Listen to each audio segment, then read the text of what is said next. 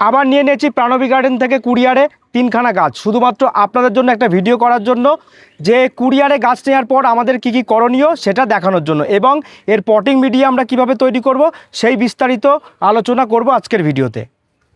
আশা করি আজকের ভিডিও যদি আপনারা দেখেন, এরপর কুরিয়ারে গাছ নিতে আর আপনাদের কোনো সমস্যা থাকবে না, এবং কুরিয়ারে গাছ নেওয়ার পর আর কোনো গাছ আপনাদের মরবে না। কুরিয়ারে যখন আমরা গাছ নিই, এখানে কিন্তু একটা প্যাকেট লাগানো থাকে, সেই প্যাকেটটা কিন্তু আমরা আগে খুলে ফেলবো। কিন্তু প্যাকেট খুলে ফেলে সাথে সাথে কিন্তু আমরা গাছ পটিং করব না। প্যাকেট খুলে গাছটিকে আমরা 1 থেকে 2 দিন রেখে দেবো, তারপরে গাছের কি কন্ডিশন হয় সেটা দেখে কিন্তু আমরা গাছ পটিং করব। কুরিয়ারে গাছ নেওয়ার পর অনেক সময় কি হয়, এই রুট বলটা শুকিয়ে যায়, যার জন্য কিন্তু গাছ ঝিমিয়ে পড়ে। এই গাছটিও ঠিক সেরকমই ঝিমিয়ে গেছিলো রুট বলটা শুকিয়ে গিয়ে। সেই ক্ষেত্রে আমরা এই গাছে জল কিভাবে দেব, একটা পাত্রে আমরা অল্প পরিমাণে জল নেব, এবং সেই পাত্রের ওপরে এই রুট বলটা আমরা বসিয়ে দেবো। কখনোই যেন এই রুট বলের ওপরে জল না যায়, জলটা নিচেই থাকবে, আস্তে আস্তে জলটা একা একাই টেনে নেবে। ঠিক সেভাবেই আমরা জল দেবো। জল দেওয়ার পরে দেখবেন গাছটি আস্তে আস্তে আবার সতেজ হয়ে গেছে, এবং তার 1 থেকে 2 দিন পর আমরা এই গাছটিকে পটিং করব। এবার আসুন দেখাই এই গাছ পটিংয়ের জন্য আমি পটিং মিডিয়া কি তৈরি করব।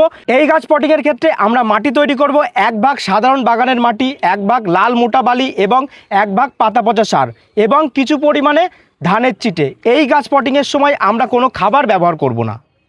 আসুন এবার দেখাই এই গাছ পটিংয়ের জন্য আমরা মিডিয়া কি তৈরি করব এবং গাছটি কিভাবে পটিং করব। দেখুন, আপনাদের বোঝানোর সুবিধার্থে আমি একটি পাত্র নিয়ে নিয়েছি। এই পাত্রে 1 ভাগ দিয়ে দিলাম সাধারণ বাগানের মাটি,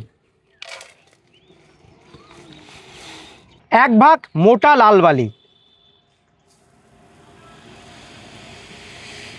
1 ভাগ পাতা পচা সার। যদি আপনাদের কাছে পাতা পচা সার না থাকে তাহলে আপনারা গোবরের সার বা ভার্মি কম্পোস্ট ব্যবহার করতে পারেন, তবে আমি বলবো পাতা পচা সার ব্যবহার করাটাই সব থেকে ভালো।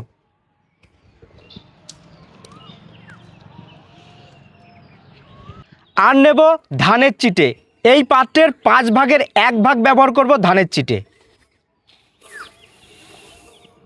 আর ব্যবহার করব টাটা র্যালি গোল্ড 1 চামচ। এবার এটাকে আমরা খুব সুন্দর করে মিশিয়ে নেব। এবার আসি একটি ভীষণ ইম্পর্টেন্ট বিষয়, সেটা হলো এই গাছ পটিংয়ের ক্ষেত্রে আমরা টব কি নির্বাচন করব। এই গাছ পটিংয়ের ক্ষেত্রে কখনোই আপনারা বড় টব ব্যবহার করবেন না। এই গাছ পটিংয়ের ক্ষেত্রে আপনারা সবসময় 6 ইঞ্চির মাটির টব বা 6 ইঞ্চির প্লাস্টিক টব, বা সব থেকে আরও একটা জিনিস ভালো হয় যদি আপনারা এরকম 6 ইঞ্চির গ্রো ব্যাগ ব্যবহার করতে পারেন। আসুন এবার গাছটিকে পটিং করে দেখাই। প্রথমে এই যে রুট বলের সাথে যে সুতো বাঁধা থাকে, এই সুতোটা খুব সাবধানের সাথে আমরা আস্তে আস্তে খুলে নেব।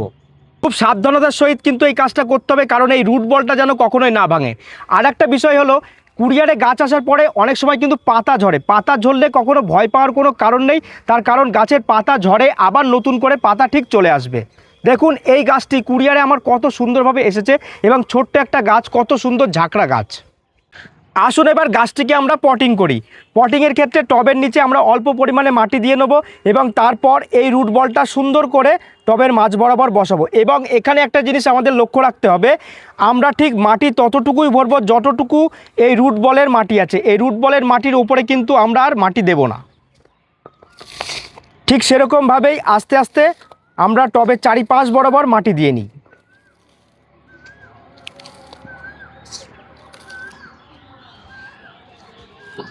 এবার আস্তে আস্তে টবের চারিপাশ বরাবর হাত দিয়ে একটু একটু করে চেপে দেব, যাতে মাটিগুলো খুব সুন্দরভাবে ভেতরে সেট হতে পারে।